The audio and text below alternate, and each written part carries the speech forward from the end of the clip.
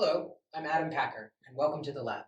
Today we're going to give you a tour of our in vivo microscopy suite and tell you about some experiments that we're doing to explore how neural activity gives rise to perception and action. Come on in.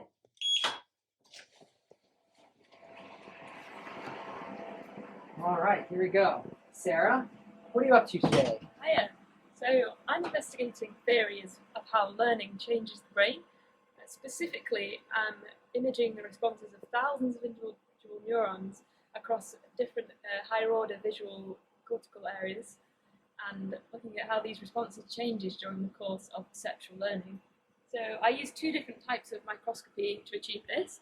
Firstly, wide field imaging allows me to map the borders of different visual areas, such as V1, LM, and AL. Then, once I have these maps, I can go in with two-photon calcium imaging, and there I'll record how the responses of different neurons in different areas to visual stimuli change during the course of learning. All right, good stuff. So Sarah told you a little bit about two things we can do with this microscope. First one is wide field calcium imaging for looking at neural activity across different brain areas, and zooming in with two-photon calcium imaging to look at individual neurons and their activity profiles. We're also using this microscope in other projects to record activity from colostrum neuron axons. And we're going to hear a little bit more about the colostrum later in this video, so stay tuned. But these are all imaging only. That's true, Rob. So that is true. For my project, I'm interested in how activity is transferred between different areas of the brain. And I can't get that from imaging alone because there's too much going on in the brain. Show us. Show us what you got. Come with me. So I'll show you what I'm doing. So I'm using a similar rig, a similar microscope, but the difference here is that I can sculpt light using this spatial light modulator up here to stimulate individual sets of neurons in one area of the brain, and then I can see what happens in the downstream area of the brain. And the reason I'm doing this is because, as I said, I want to work out how activity is transferred between different areas of the brain. And so we can do this using this photo-stimulation. So if you have a look closer at the screen here, we've got different sets of targets of neurons that we're stimulating. You can see the activity of those neurons as imaged on this microscope. So we can use these sets of targets that we've got to stimulate different identities of neurons and see how the activity that's transferred changes. And without going into detail, we can say that it does matter what identity of neurons you stimulate as to what happens downstream. We're doing all of this imaging superficially in layer 2-3 of the SMAS central cortex. This looks very shallow to me. If you want to do deeper imaging, yeah, we can't go much deeper than 500 microns. Yeah. For deeper imaging, we need to use three-photon. Follow me. I will tell you more about my project. And this is our three-photon system, and Adam is going to tell you more about the system we are using.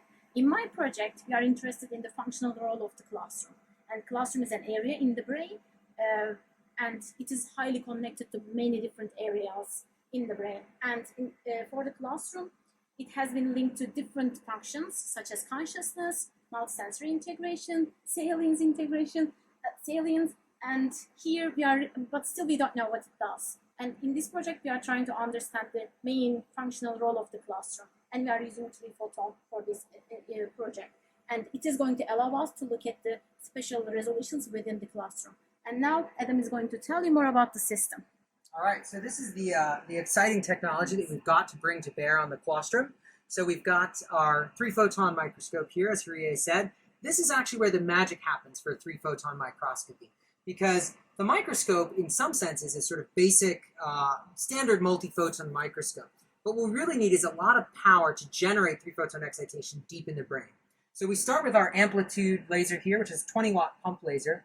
Goes through our OPA to change its wavelength to the 1300 nanometer light we need for three-photon excitation. Then we've got a lot of other optics back here, which you can't easily see, for compressing the pulse to make it shorter in time to get, again, more efficient excitation, and other things like adaptive optics that we're going to use, again, to just get the clearest and brightest possible signal we can in this deep brain area.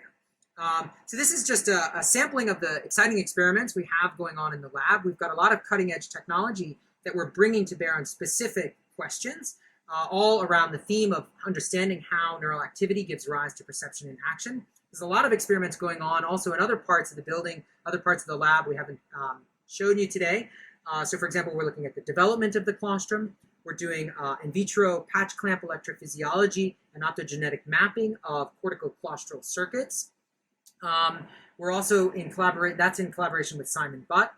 In collaboration with Armin Lack, who's just around the corner, we're using neuropixels probes to optotag neurons that are connected to the claustrum from elsewhere in cortex. In short, with that and other collaborations with theorists around the world, we have a lot of really exciting things going on in the lab. And if you're interested in joining the team or want to read more about it, check out our website at packerlab.org. And thanks for your attention.